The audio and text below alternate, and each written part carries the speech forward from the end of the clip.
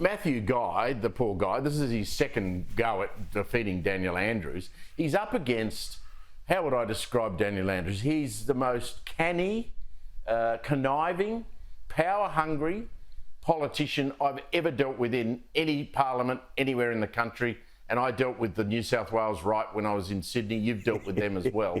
There's no one that comes near to this bloke. Not Julia Gillard, not Kevin Rudd, God bless him, not anybody, Bob Karr, no one. This bloke is the sneakiest, cleverest.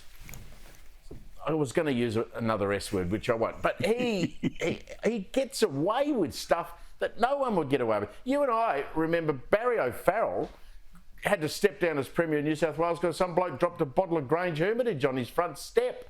Yep. Poor Gladys Berejiklian had a love affair with a bloke who she probably shouldn't have had a love affair with, and she stood down. This bloke's the subject of 4 corruption inquiries. And then we have Julia Bradley on Sky today, reveals that he told the Indian community, according to leaks she got, that they were going to get a $10 million grant from the government when the election came around, and he wouldn't answer the question. He changed the question. Watch the vision of Julia's question. It was very succinct. And he said, oh, well, I gave $10 million to the Chinese community. We didn't ask you about the Chinese community. We asked you about the Indians who are mates of yours who you gave money to. Yeah. There's also... Seriously, you can hear the frustration in my voice. The guy drives me nuts. The media need to understand that their job is when this bloke is wobbling is not to prop him up.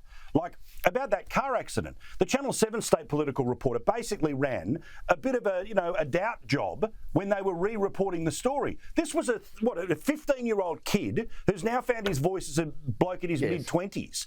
This bloke has who cares what the dad said 5 years ago? And if you and I were involved in any sort of similar traffic incident, well, I don't reckon there would have been nothing to see here. No, and look, when I see Media Watch last night say it's a non-story, I work out that it is a story that people are interested and do want to know about. I mean, Paul Barry sanctimoniously sitting up there last night, giving it to everyone over this, saying it's the worst case he's ever seen of taking on a government. I mean, seriously. I mean, I don't know where let's forget about him. But this, I don't think Andrews would survive in this way in Sydney. Yes. Why do I say that? Because the Sydney media, you and, our old mate Hadley on GB and all those people, they would rip him apart and this would not have been allowed to keep going.